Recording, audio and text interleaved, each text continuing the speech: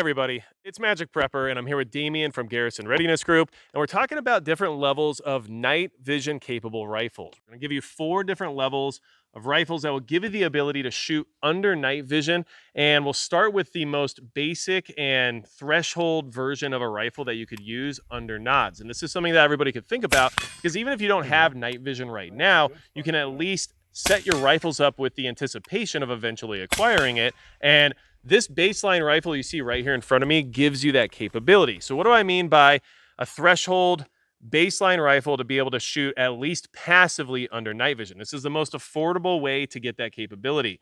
So what you'll need, level 1, is at least a red dot sight that's in a taller mount. So whether or not that's like a Scalarworks 1.93 inch mount, or whether or not that's piggybacked on top of a scope like you see here with this Holosun 407C, as long as you have a night vision capable optic that's on a tall enough mount, you can use it with night vision. And then the other thing to consider is that you will want a white light, because we're talking about shooting at night, and every duty capable rifle should have a white light at this point in time, in my opinion. But especially if you're worried about using it at night, even if you're using night vision, you might end up needing that white light depending on the lighting environment or the situation. So that would be a baseline for me. So tall enough red dot sight on a mount, whether or not that's piggybacked on a scope or on like a Scalarworks 1.93 inch or other skyscraper style mount, and then a white light. And then what are your thoughts on that, Dameon? And do you think that this would be at least capable of just passive aiming, getting you started with night vision shooting? Sure. So yours may not look exactly like this, but conceptually, what we're hoping for is just a taller red dot and a white light. That's what we're talking about with level 1. As it's set up here on Magic's rifle, one issue that I could see running into, if you've ever run nods, is that your housing is going to run into the rear bell of your scope itself. That's why you'll see that this red dot serves you better forward. That way that way your housing of your night vision isn't running into the optic that you're trying to use, for one. It also helps you line up your night vision with the optic a little bit better when it's further forward. Yeah. And the main thing here is that this is affordable in the sense of getting everything else you would need is going to cost a lot more. This is something you can use even without night vision. A tall red dot, even without night vision, makes it comfortable to shoot. You can easily get used to the height over bore issues, and then the white light is just a necessity on any go-to rifle at this point in time. So this is level 1. And this is just an example of level 1. Yours could look a lot different, but like Dameon said, as long as you have the red dot sight in a tall mount of some sort, and as long as you have a white light, then you're going to have that passive aiming capability, which isn't necessarily ideal for everything, but it is something you should have access to, even if you have what we're going to talk about later up to level 4. So cool. Let's move on to level 2. All of the night vision footage shown in this video is from a Nightline Inc. NL914C, which is a PVS-14 variant. And if you need night vision devices or anything else related to night vision, make sure you check out Nightline Inc. as they are a huge supporter of this channel. And if you mention that Magic Prepper sent you, you'll get 15% off of your order. So you can't go wrong. And I also want to mention that Midway USA is the biggest supporter of the channel and always takes care of me when it comes to my preparedness needs. And of course, they have a lot of night vision support as well. So big thanks to Nightline Inc. and Midway USA for making this video possible. All right, so here is the level 2 rifle setup for night vision. So level 2 means that you still have your passive aiming capability with the red dot mounted on top, as you see here, in a similar fashion to the last rifle with a scope mount. And then we also have a Surefire Vampire light here. Now what that does is it provides us with IR illumination. So not only do you have your passive aiming capability now, which you still need a point of aim, of course, if you're using a rifle at night, but now you have the ability to illuminate an object or an area with that vampire light in case you need positive identification or just need a little bit more illumination to see what it is you're looking at. So this is actually Dameon's rifle right here. So why don't you just kind of explain how using that IR illuminator with the red dot can be a benefit and why this is like level 2, because this is still price-wise, this is still going to be less expensive than the next 2 levels, but you're going to add a little bit more because these vampire lights are like $400, right? Yeah. So it's kind of pricey to add on, but it does give you a lot more capability. So what do you think about that combination on level 2? Sure. I like this setup here because you have the function of white light and IR light with the vampire. The downside of it in itself is you're sacrificing lumens in the white light area, and you're also sacrificing milliwatt output with your IR. So it's good at both, but not great at either. That's a problem. And it's a manual head adjustment. So you actually have to turn the head deliberately to go from white light to IR. It's not a button difference or anything like that. It's not a switch or a control. You literally have to turn the whole head. So once we start getting into dusk like this, that's typically when I'll rotate that head. Um, the indications on the light aren't that obvious either. It's just a little IR and a little W. So I used a silver Sharpie and wrote a big W and a big IR. That way I know what setting I'm on. So it's kind of a downside of the Vampire there, but it's nice. It takes all your standard Surefire legacy controls, everything like that, which is nice. Comes with a push button rear if you wanted to do it that way as well. Now I got one more thing to add. Yeah, please do.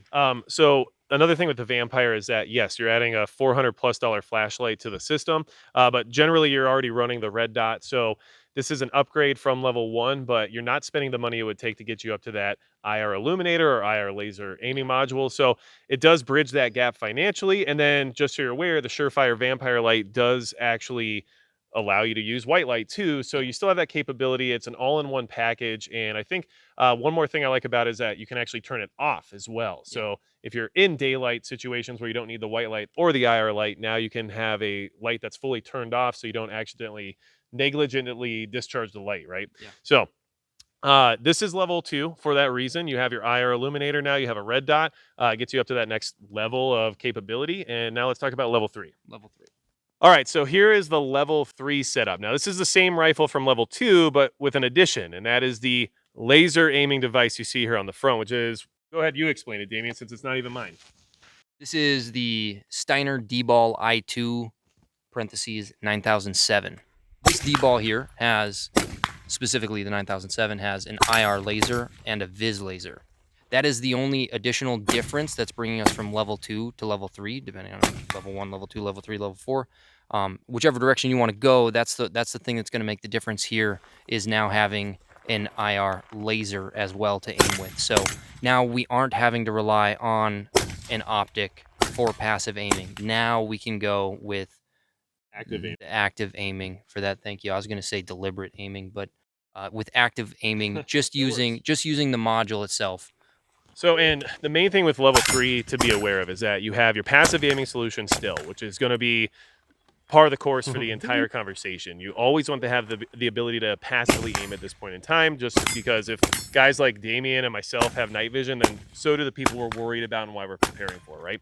So you've got your passive aiming optic, you have your Surefire Vampire light or some sort of IR illuminator that's separated from your laser aiming device. And that's why this is level 3.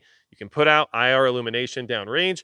You can send a laser downrange and actually actively aim with your system instead of having to rely on your optic. And there's only one more level above this because we're talking about having separation of laser aiming device and IR illuminator. And the next level will solve some of that problem for you. But this is starting to get into more of an expensive territory where you have this expensive laser aiming unit, you have an expensive IR illuminating capable light, and then you also have your optics that you had to consider from level 1. Yeah. So money's starting to add up, but the capability is also adding up. And having active aiming capability is why level 3 really gets you in the door of where you want to be for lots of night vision shooting. If you're going to be doing night vision quite a bit, you're going to find that you want the ability to actively aim because it is significantly easier than using passive aiming techniques, right? Yeah. I think the caveat, if I may. Sure. The caveat amongst these is that with that near peer consideration, it's always a safer bet to assume that your potential adversaries do have night vision capabilities, and that's why we have the emphasis today about passive aiming, because that's going to be your most discreet option. That's why there's emphasis, right? A lot of people aren't going to want to go with this, and they'll say just buy the lamb and then just aim everything from the hip with the laser. But the problem is, considering that near peer potential of other people having night vision, that's going to display your location. So that's why the emphasis is on passive night vision specifically. So I would say it's safer to go with the passive route instead of the IR laser, to be honest. Illumination is going to be crucial. You need light. Just like you need a white light before you ever even thought of having night vision, having IR illumination is a crucial and super beneficial option when going with night vision. So this is level 3. Like we said, we're just trying to make sure we step everything up tier by tier in order for you to, I guess, understand what components you would be looking for and planning for in the future. And don't forget that if you don't have night vision now, you can start planning some of these things, even though you don't have the capability to use it yet, just to be ready for that time to come. So let's move on to level 4 so we can show what a ideal night vision setup would be on a rifle, basically. Yeah, the best. All right, so here we have an example of level 4, and this is the last level on the list. And this gun was originally put together with the concept of night vision in play, and then it eventually made its way up to level 4. So what does level 4 entail? Well, still, we have to have our passive aiming capability. So we have the EOTech here on a Unity riser, which means I can easily see through the window while wearing nods, and this EOTech is solid under nods. So it's a good reticle for that, but it's still a red dot. So as long as you have a way to use night vision passively, you're good to go. And then we also have the D-Ball D2, which is a lunchbox in many ways. It's super heavy, but it is an IR illuminator and an IR laser aiming device. So what that does is it accomplishes all of your active aiming necessities in one package, which means I have IR illumination capabilities as well as a laser aiming capability. And the Surefire Vampire you see right here is actually no longer really necessary. It's nice to have as like a secondary option if I decide I need more of like an umbrella lighting environment or something like that, to use the Vampire light instead of the IR illuminator that's much more focused with the D-Ball. But in all reality, you could save some money by just keeping a white light on your rifle if you have something like the D-Ball D2, because the IR illuminator is superior to that of what the Vampire has, and the laser aiming device takes care of that part of the active aiming for you. And this would be what I would consider level 4. You have an optimal optic setup for passive aiming, and then you have the one of the better civilian versions of active aiming devices that you can get right now, which is the Steiner D-Ball D2. And this is also the most expensive setup because of that. The D-Ball D2 is like $1,800. And then, of course, if you get a nice optic, it's just going to make it go higher and higher in cost. So what are your thoughts on the level 4 setup here, Dameon? For one, this is a pretty hot whip, just so you know. This is also chambered in 300 blackout, which is mega based in the night vision world. I'm not sure if your audience is going to appreciate that vernacular, but EOTech, I know we're talking about things conceptually, but specifically on some of these parts, EOTech is king of night vision optics. Just so you know, light transmission, transparency through this glass, and the actual night vision settings superior. D-Ball T2, like you already mentioned, as far as actually getting your hands on something attainable, not mentioning like these, gray market, fell off a truck kind of things. Even that still meager compared to the D2. I like this setup as far as night vision is concerned. Conceptually, this makes the most sense. Being is that you not only do you have an IR illuminator on your device itself, this is a fantastic IR illuminator, which is great. You have the IR laser and then a little bit of white light on the other side, which is honestly less of a concern when we're considering just fitting something out as far as a night vision setup is going to be configured. So, and then the fact that this is on a 300 blackout piston MCX, this seems to be like the most meta option you could come up with. I know originally we talked about not cookie cutter copying this exactly to the T, but if you're going to look at something that's really going to nail it on the head, this is going to be that. I mean, this is what you're looking at. You've got the white light, you've got the IR laser and illuminator, and you've got passive aiming options. And this is in that higher optic option.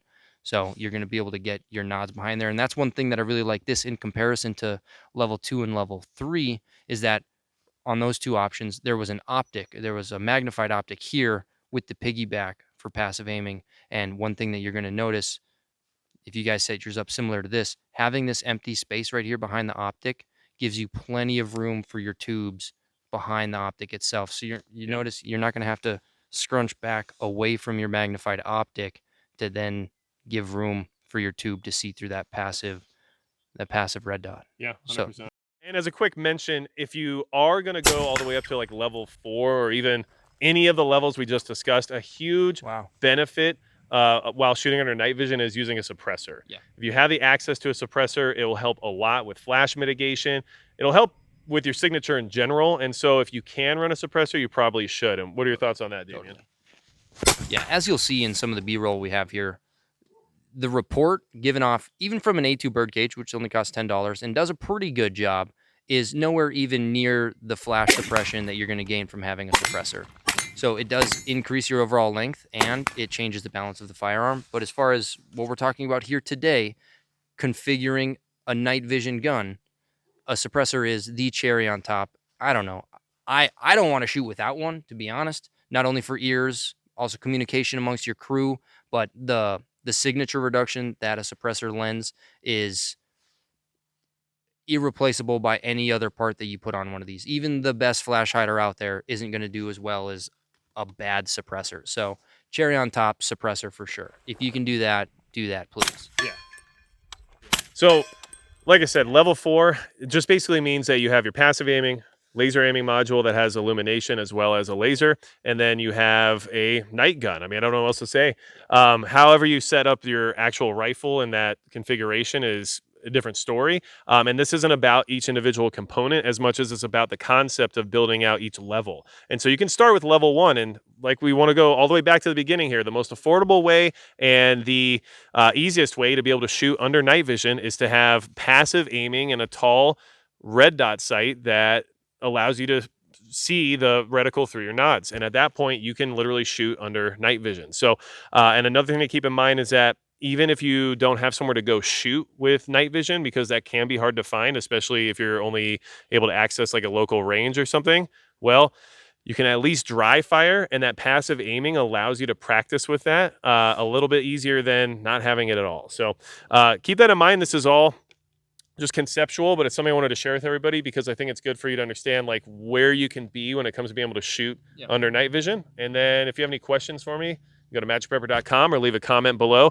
Tell me about, your thoughts or your experience with shooting under night vision. If there's things that you see here that we should change or that maybe you feel like could be more optimal, please let me know below. And besides that, that's going to be it for Magic Prepper and Dameon. Thanks, guys. Yeah.